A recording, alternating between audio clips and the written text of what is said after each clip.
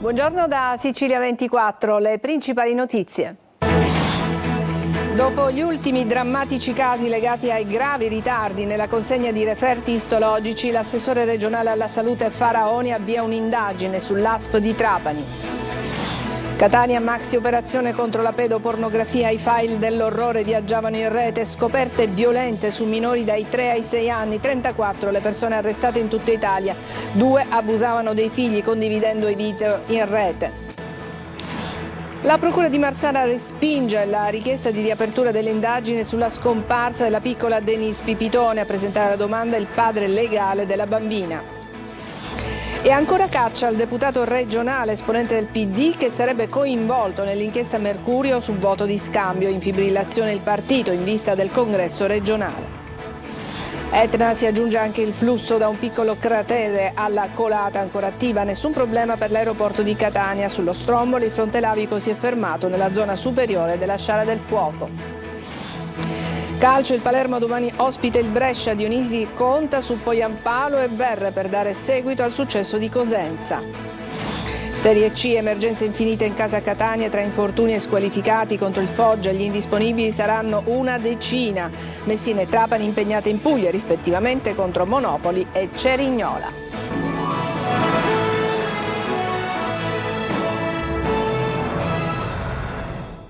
Bentrovati, in apertura parliamo di sanità. Dopo gli ultimi drammatici fatti sui casi di referti istologici consegnati con gravissimi ritardi, vi ricordiamo che il caso è stato sollevato per prima da una donna malata di tumore che poi ha scoperto di essere anche in metastasi. L'assessore regionale alla salute Faraoni ha disposto un'indagine sui tempi di consegna dell'ASP di Trapani. Laura Spanò.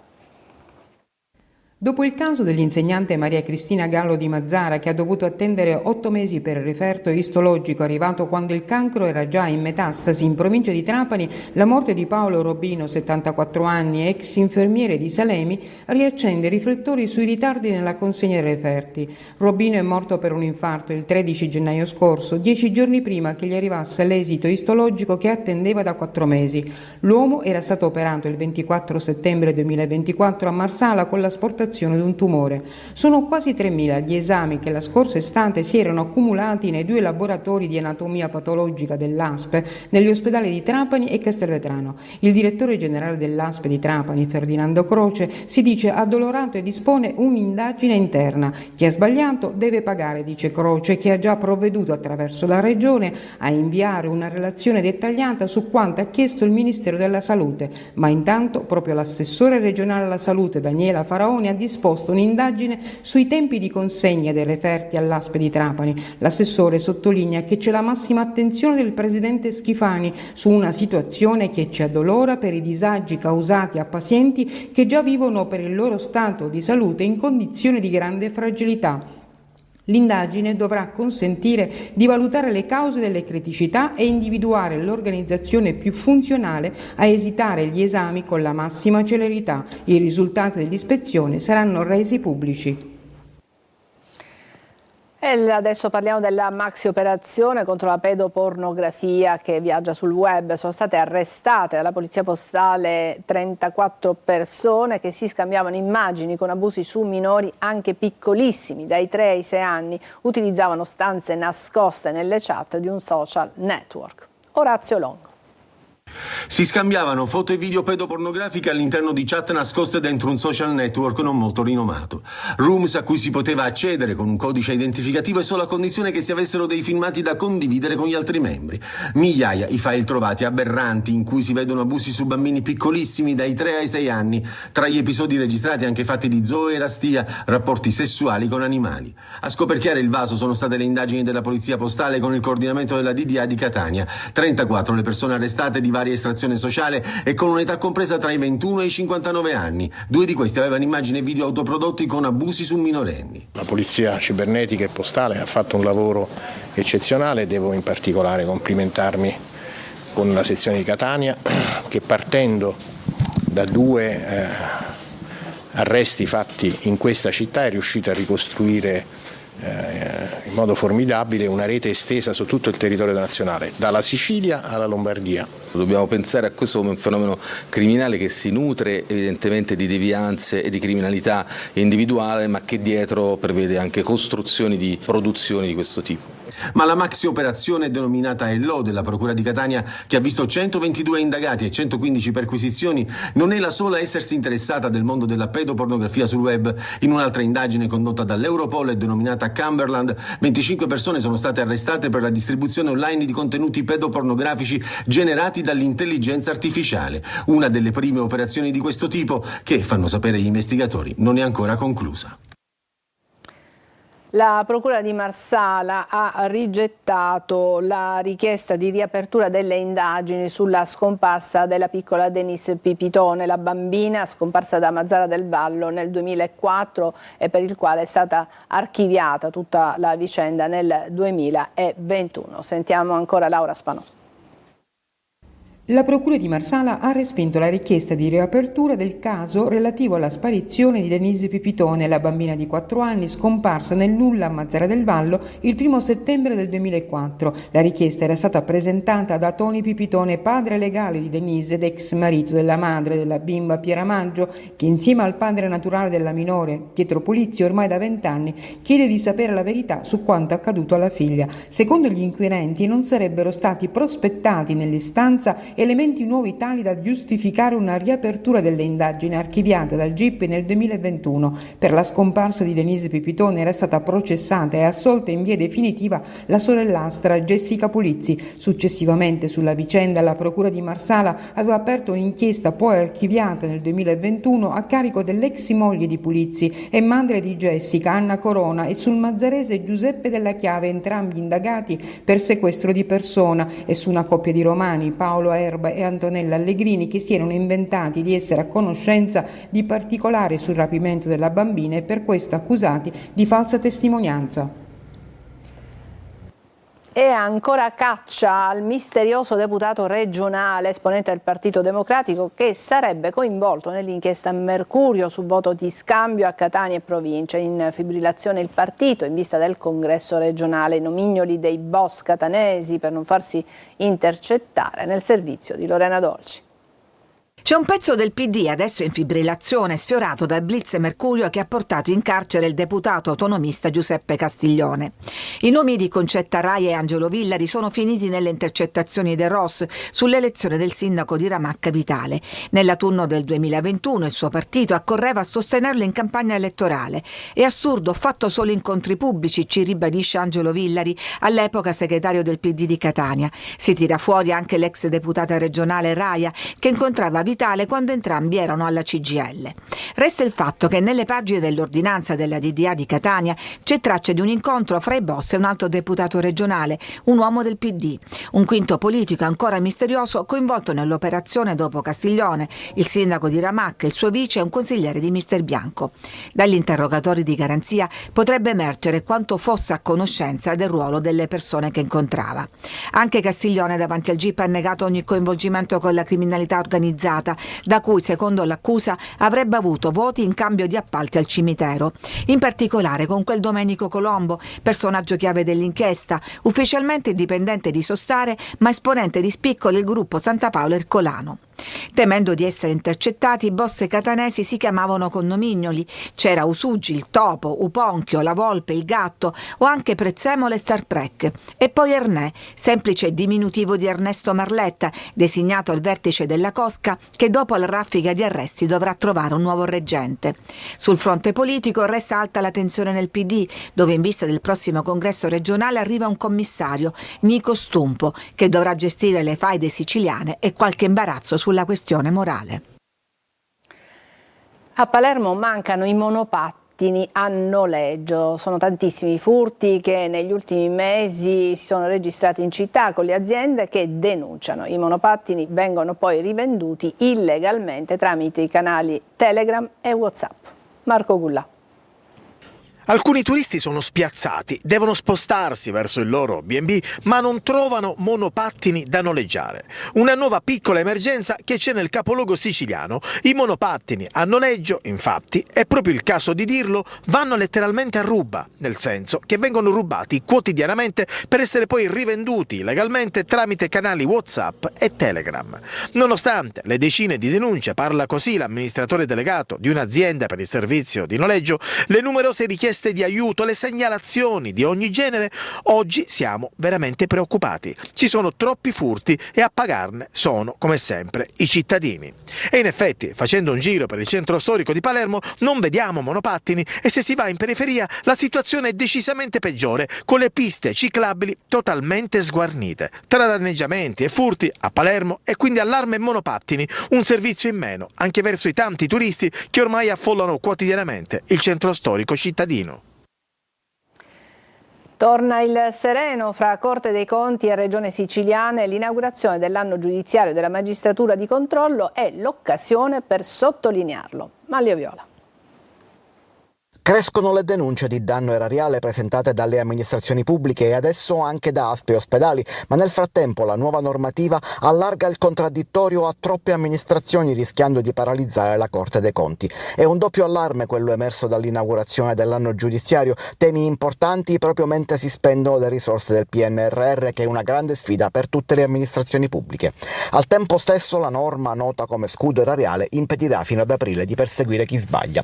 Ma ci sono anche buone notizie che riguardano la macchina regionale che riparte e rimette a posto i conti. C'è un momento di compiacimento per il fatto che gli ultimi dati che noi abbiamo rilevato da parte dell'assessorato al bilancio per i conti della regione sono estremamente positivi, quindi l'azione che abbiamo portato avanti negli anni scorsi anche come Procura Generale, sapete che io in precedenza ho ricoperto quell'incarico, hanno dato i loro risultati perché c'è stata una sensibilizzazione da parte del governo in questo senso, per cui si è ristabilito un circolo virtuoso che sembrava invece essere andato perduto. Il presidente Schifani incassa l'apprezzamento e invita anche altri rami della Corte dei Conti ad una maggiore interlocuzione, manifestando l'amarezza per un errore commesso invece dalla sezione di controllo. Credo fortemente nella leale cooperazione tra organi dello Stato, magari una funzione di maggiore coordinamento che forse è mancata in ordine agli ultimi fatti dei quali si è parlato. Io non ho avuto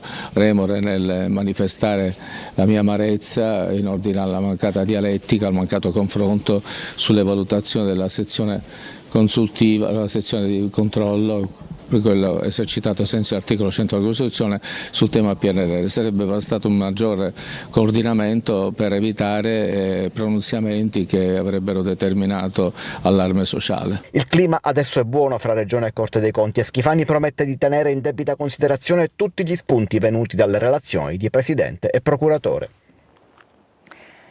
L'eruzione dell'Etna è ancora in corso, ma non ci sono problemi per l'aeroporto di Catania. È stata notata una ripresa dell'attività anche per lo Stromboli con il flusso lavico che si è fermato nella zona superiore della Sciara del Fuoco. Orazio Longo.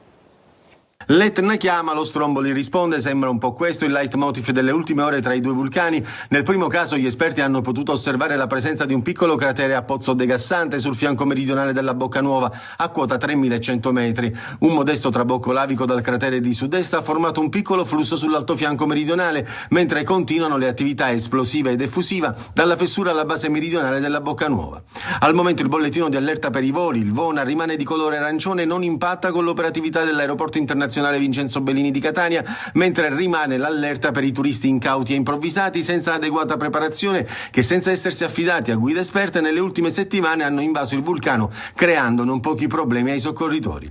Un trabocco lavico dall'area craterica nord associato a modeste fontane di lava è invece presente sullo Stromboli, e quanto emerge dal monitoraggio dell'Istituto Nazionale di Geofisica e Vulcanologia di Catania, attività analoga a quella presente alla base della Boccanuova dell'Etna ma non collegata ad essa. Al momento il fronte del flusso lavico sullo Stromboli si attesta nella porzione superiore della Sciara del Fuoco. Continua senza variazioni l'attività esplosiva ordinaria a entrambe le aree crateriche nord e centro-sud.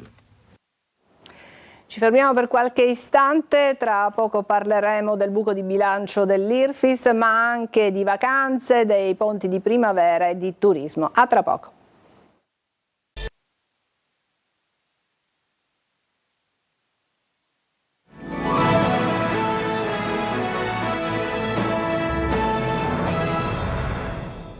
Aumento da oltre 1,5 milioni nel bilancio dell'IRFIS, la società della regione siciliana che si occupa di contributi e attività bancaria. Il servizio è di Maglio Viola. Da 1 a 15 milioni di euro. Tanto la regione siciliana rischia di perdere a causa di un'operazione finanziaria azzardata messa in campo nel 2018. Il buco compare nei bilanci dell'IRFIS, la società di proprietà della Sicilia, che si occupa di finanziamenti alle attività produttive, di erogare contributi per conto della regione, di gestire graduatorie e provvedimenti di sostegno. Nell'ambito della sua attività bancaria, nel 2018 l'IRFIS ha acquistato crediti sanitari. Di fatto ha anticipato dei soldi ad una casa di cura della provincia di Avellino, a fronte della cessione di crediti che IRFIS avrebbe dovuto incassare ottenendone un guadagno.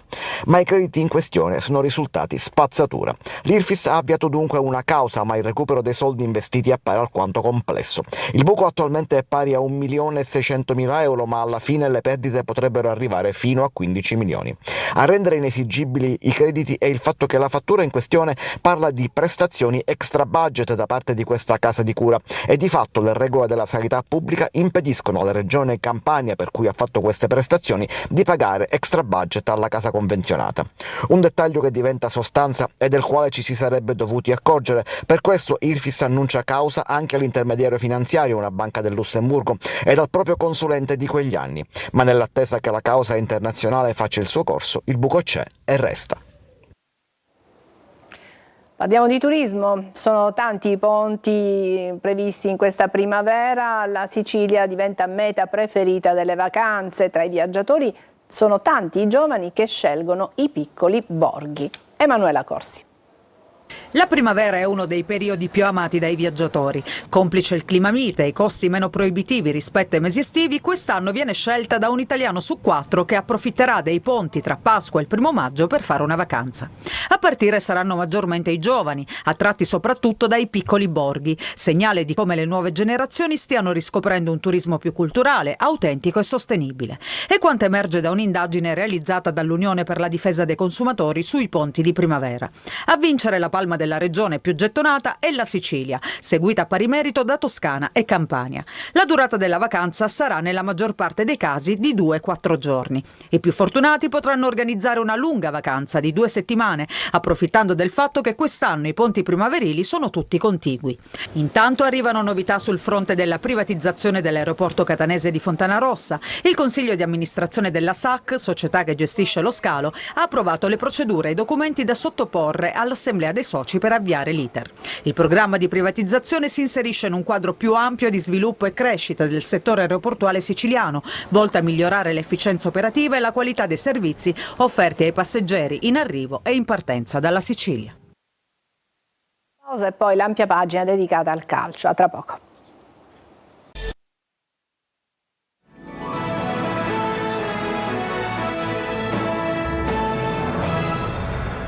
Eccoci al calcio, Palermo in campo domani al Barbera contro il Brescia. I rosanero sono alla ricerca di un altro successo per rientrare il prima possibile in zona play-off. Marco Gullà.